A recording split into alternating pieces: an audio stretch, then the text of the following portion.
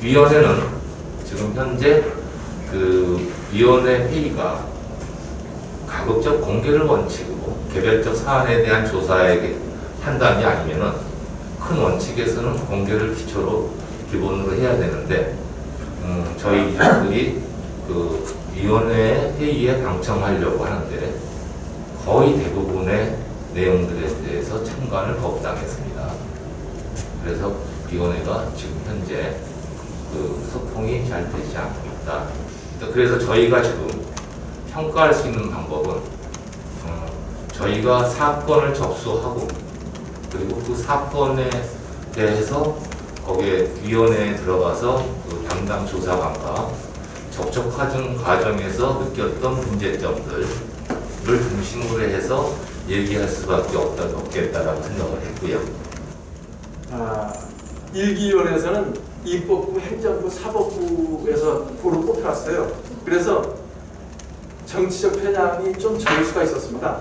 국회는 여야를 딱 갈려면 싸우는 정치적 편향이 아주 뚜렷한 기관이고 행정부가 좀 구성되면 좀 나은데 일기위원회는 그냥 국회에서만 구성하게 만들어놨어요. 위원장 한 명 빼놓고 위원장 한 명 빼놓고 8명을 전부 다 국회에서만 구성하라 이렇게 만들어 놓고 하는데 결과적으로 하다 보니까 여당 4명, 야당 4명이 들어가 버렸어요.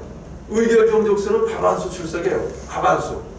과반수라는 거는 2명이 절반이 나면 2명이죠. 근데 과반수라는 건 2명이 넘어야 된다는 얘기죠. 1명이라고. 결국 3명이 돼야 된다는 얘기인데 3명으로 결정될 일이 없으니까 정치적으로 좀 견해가 다른 안건에서는 만장일치가 아니면 하나도 통과될 수 없다. 이것이 이제 의사결정 그겁니다. 그래서 정치적 편향에 빠지지 않길 바라는 진실규명만을 바라는 유족들 입장에서는 지금 이게 일을 진행하는데 어떤 난관을 가져올지 굉장히 염려하고 있습니다. 이 어려움을 알면서도 극복하려는 그런 자세를 가져주시길 바라고요. 두 번째는 지금 사건의 80~90%가 손자, 며느리, 조카 그리고 예전에 일기위원회에서는 유족회를 구성했고 그 당시에 집단적 기억을 간직하고 있는 분들이 많았었는데 지금은 그게 좀 안 되고 있죠. 그럼에도 불구하고 저는 진실규명 신청 사건을 보고서는 조금 낫다고 생각하는 부분도 있는 것은 일기에는 두려워서 일기가 그렇게 신청하라고 해도 신청할 수 있는데도 두려움 때문에 신청을 못했던 사람이 굉장히 많았었는데 지금 전국 각지에서 일기 신청 못했던 분들이 이제 용기를 좀 내서 많이 좀 신청해 주는 상황이 있습니다. 그래서 그런 분들에 대해서는 위원회가 지금 진술에만 의존하지 말고 자료를 찾아야죠. 자료하고 이기진실화해위원회는 복이 참 많은 것 같습니다. 이렇게 별로 협조를 해주지 않아도 피해자들이 스스로 이렇게 1주년 평가도 하고 해서 상당히 진화가 잘 될 수 있도록 돕는 모습이 좋은 것 같습니다. 혹시 쓴소리가 있더라도 충분히 그 쓴소리는 수용되고 받아들여져서 진화가 발전하는 쪽으로 결과가 나올 것으로 믿고 있습니다. 강제징집 녹화 선도 공작은 1980년대 반보도연맹 사건이라고 보는 게 좋을 것 같습니다. 아주 비슷합니다. 물론 피해자 수도 더 작고 돌아가신 분들도 더 작지만 내용들은 거의 똑같습니다. 다수 목격자에 의하면 보안대 내부 문건 중에 강제징집 녹화 선도 공작 피해자들에 대한 내용이 있는데 전쟁이 발발하면 전쟁이 발발한 당일자로 저는 사살하는 걸로 되어 있다고 합니다. 강제징집은 박정희 때도 있었고 그 뒤에 계속 전두환 때까지 계속 있었는데 우리가 대상으로 하는 것은 박정희 때는 말고 그 뒤에 전두환 때 있었던 걸 하고 있습니다. 박정희 때 강제징집 피해자들은 최근에 다시 모임들을 시작하고 진상규명 신청서를 제출하기 위해서 작업을 하고 있는 것으로 알고 있고요. 그 중에 녹화 공작은 이렇게 강제로 격리한 청년 학생들을 대상으로 납치를 만들기 위한 공작입니다.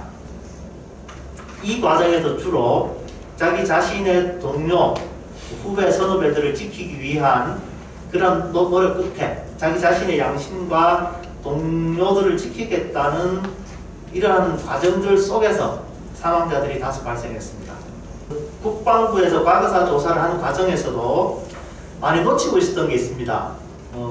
일부러 놓친 것 같기도 한데 가해자들에 대한 이야기들이 상당히 적습니다. 기본적으로 뭐 전두환이라든지 널리 알려진 몇 명 외에 가해자들을 언급하지 않고 있습니다. 그런데 실제로 이 가해자들은 상당히 많습니다. 직접적으로 현장에서 그 청년 학생들을 붙잡아서 고문하고 프락치를 강요하고 했던 사람들의 이름은 전혀 나오지 않고 있습니다. 일부 파악은 되어 있지만 이 사람들에 대해서도 명확하게 책임이 물어지지 않으면 안 되는데 이것을 두루뭉술하게 넘어가는 경향이 있습니다. 이거 반드시 이기 진화위에서는 이 부분들이 명확히 되어야 될 것으로 생각을 합니다. 과거의 조사관들은 우리 피해자들과 동일한 시대를 같이 살았던 같은 연령대였습니다. 그래서 길게 설명을 하지 않더라도 내용들을 잘 파악할 수 있었는데 현재 조사관들은 연령대 차이가 많고 우리와는 좀 다른 세대를 살았기 때문에 그 당시 시대 상황을 이해하기가 쉽지가 않습니다. 설명을 하자면 그렇죠. 이제 제가 우리 강제징집 피해자 중에서 일부러 제일 먼저 가서 진술을 했었어요. 그런데 장황하게 설명을 했죠. 또 설명을 했더니 담당자가 한마디로 정리를 했어요. 아, 군 생활에 염증을 느끼셨군요. 저는 되게 당황을 했죠. 근데 그분이 잘못했다는 이야기를 하고 싶은 게 아니고 정서가 우리하고 틀리다는 거죠. 그렇다면 그 당시 상황을 이해하기 위해서는 더 많은 노력과 고민을 할 수밖에 없는데 이것들이 그렇게 담당자가 금방금방 바뀌어버린 이런 상황 속에서 얼마나 그 상황을 잘 이해할 수 있을지 상당히 걱정을 할 수밖에 없습니다. 현재 아까 3기 준하에는 없다고 말씀을 하셨고 여러 가지 현실을 볼 때 그럴 수 있을 것 같습니다. 그렇지만 그렇다 하더라도 우리 입장에서는 이번에 다 되지 않으면 3기를 주장할 수밖에 없습니다. 그리고 국가에서 정치권에서 이것이 상설기구화해서 이 문제가 해결될 때까지 노력을 해달라고 요구할 수밖에 없는 것이 우리 피해자, 유족들의 입장입니다. 이런 문제가 잘 해결되어 나갈 수 있도록 진화위가 많은 노력을 해주시기를 기대하고 있습니다. 감사합니다. 실무자를 한번 만났습니다. 조사 실무자를 만났는데 왜 그렇게 가게 되냐면 김포 쪽에서 어떻게 유족에 대한 조사를 하면서 유족을 약간 그냥 위압적으로 이렇게 조사를 하신다는 얘기가 들어서 항의를 했습니다. 그래서 사과를 받았습니다만은 그 자리에서 이런 얘기가 하더라고요. 아니 이번 조사에서는 70~80%가 기각될 가능성이 있습니다. 걱정입니다. 조사 국장님 말이에요, 그 말이. 우리 유족이 얼마나 놀라겠습니까? 진실규명이 제대로 안 된다는 건 놀라운 거 아닙니까? 일기에서 나오는 조사 보고서라는 게 있어요. 이만큼 겁니다. 거기 보니까요 30%가량이 기각됐더라고요. 그래서 언젠가 회장님 모시고 가서 물어봤죠. 저보고도 발언 한번 해봐라 그래서. 그래서 이랬더니 아니 위원장님 어떻게 이때 30%가 기각됩니까? 무슨 일입니까? 그렇게 그렇게 많이 기각됐어요? 그러시면 답도 안 해주고 딴 이야기를 하시더라고요. 시청이나 군청이나 거기에서 담당하는 과에서 이 책을 이 만든 자료를 활용할 수 있어야 되고 이 자료로 또 초중고 학교에서 교육을 해야 된다. 그 학살비를 표식을 제대로 해놓고 세상에 국민을 적으로 생각하고 70년 전에 마구 학살해놓고 그 자리를 귀신 나오게 해놨어. 진짜 귀신이 나와야 된다. 그게 얼마나 씁쓸하게 보인 줄 알아요? 우리 유족에서는 60군데를 돌아다니면서 다시 비를 세우고 그렇게 노력을 했으면 전국이요 4,100 군데 학살입니다. 현대사 보면 한국 현대사를 보면 그렇게 학살지가 많아요. 1기 보고서, 2기 보고서를 가지고 본 학살지 쪽으로 많이 보내서 요즘에는 시골에도 학술 향토연구소가 있습니다. 역사를 연구하는 게 있습니다. 거기를 보관하게 하고 보관하기도 하고 그래야지 재발방지가 안 된다. 저희들의 행사나 대외적으로 비춰지는 모습이 이제 조사 2곡 대표적으로 이제 형제복지화 사건 같은 경우가 진화에서 너무 집중하는 거 아니냐. 대외적으로는 그렇게 보일 수 있습니다. 근데 내용적으로는 전혀 그렇지 않고요. 형제복지화 사건이 이제 단일 사건 중에서 굉장히 큰 사건이어서 또 언론에서 워낙 관심이 많고 거기에 대해서 사실 요청이 굉장히 많습니다. 그래서 그 언론을 사실 진화위가 많이 타야 됩니다. 어떻게 보면 저희가 많이 노출이 될수록 형제복지원 피해자만 좋은 게 아니라 그 한국전쟁 유족분들에게도 사실 좋은 효과가 옵니다. 그러면 기자들에게 저희가 형제복지원 그만 물어보시고 한국전쟁도 좀 물어봐 주십시오 라고 사실 말하기는 쉽지 않은데요. 실제로 그렇게 하고 있습니다.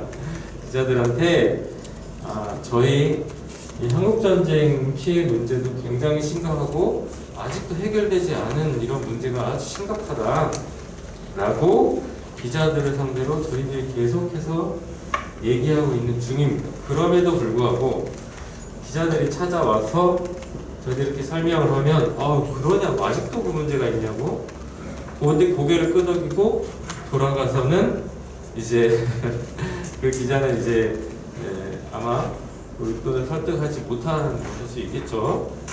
왜냐하면 어쨌든 국민적 관심사가 아무래도 이런 인권침해 사건이 있다 보니 그게 아무래도 시청률이나 이런 거 영향을 주지 않겠습니까? 그래서 그러한 애로움이 좀 있다. 그러나 저희는 전혀 그런 부분에 있어서 그 균형을 잃지 않으려고 노력은 하고 있습니다. 저희 그 홍보 예산이 저희 그 위원회 규모에 비해서 상당히 적습니다. 그래서 이번에 또 국회에 요구를 했는데 이게 받아들여지지는 않았어요. 그래서 내년에는 좀 다른 새로운 전략을 세워서 저희가 이제 그런 예산을 최대한 반영해 보려고 하고요. 대보상은 저절로 포함되어야 됩니다. 저희가 지금 국회 앞에서 1인 시를 하고 있는데 정근식 위원장님 한 번쯤 방문하실 수 있습니까? 다 고령입니다. 70세가 넘은 고령들 85세까지 저희가 그 추운 곳에서 가람바지에서 2시간 동안 1인 시 합니다. 정근식 위원장님 한 번쯤 방문하셔서 어떻게 하신지 보실 수 있는지요. 우리가 진화위에서 1인 시 할 때 위원이 저한테 1인 시를 멈추라고 하셨어요. 그래서 누구시냐 하니까 위원장님이라고 그러셨거든요. 위원장님 자리에 앉으셨다면 어떤 마음으로 앉으셨는지 저는 궁금하거든요. 정말로 유족들의 아픔을 알고 그 자리에서 진실을 밝히고 싶으신 건지 아니면 그냥 세월만 흘려보내는 건지 지금 1년 동안은 그랬거든요. 이승을 떠난 유족들이 상당히 많습니다. 제가 막내인데도 지금 72살입니다. 70년이라는 세월이 지난 지금에 와서 이 국가는 진실규명의 화해를 하고 있습니다. 그리고 위로이라는 알량한 명분으로 생존해 있는 우리 유족들을 욕보이고 있는 겁니다. 이제라도 이 억울한 죽음에 대한 진실규명을 명예회복이라도 하고 싶어서 진실규명하고 명예회복을 하여 달라는 신청을 하였더니 그 보상금에 눈이 어두워졌다는 폄하되는 평가에 대하여 정말 한없는 피해를 느낄 수밖에 없었습니다. 다시 조사한다는 통지서를 저희는 아예 듣지도 보지도 못했는데 그 청주 유족 중에 2사람이 조사받았어요. 지난 12월 10일 날. 그랬을 때 그 조사받은 왜 같은 사안이고 같은 지역에 있는 같은 피해자인데 왜 누구는 받고 누구는 못 받았느냐? 제가 그래서 그 받은 사람한테 또 그걸 물어봤어요. 그래 조사를 어떻게 하느냐? 하니까 여기 안역 떨어진 죄인 취급하던 4시간 동안 맡았다는 거죠. 한 조사관이 한 사람 조사하는데 4시간 했다면 하루 종일 해도 오전에 한 사람, 오후에 한 사람 그 사람밖에 하겠어요? 아무리 조사관을 늘려도 100명, 1000명을 늘려도 못한다고요. 더군다나 앞으로 남은 기간이 1기 때는 4년이라지만 2기 때는 3년인데 말만이 3년인지 벌써 1, 2년 동안 뭐하고 있었어요?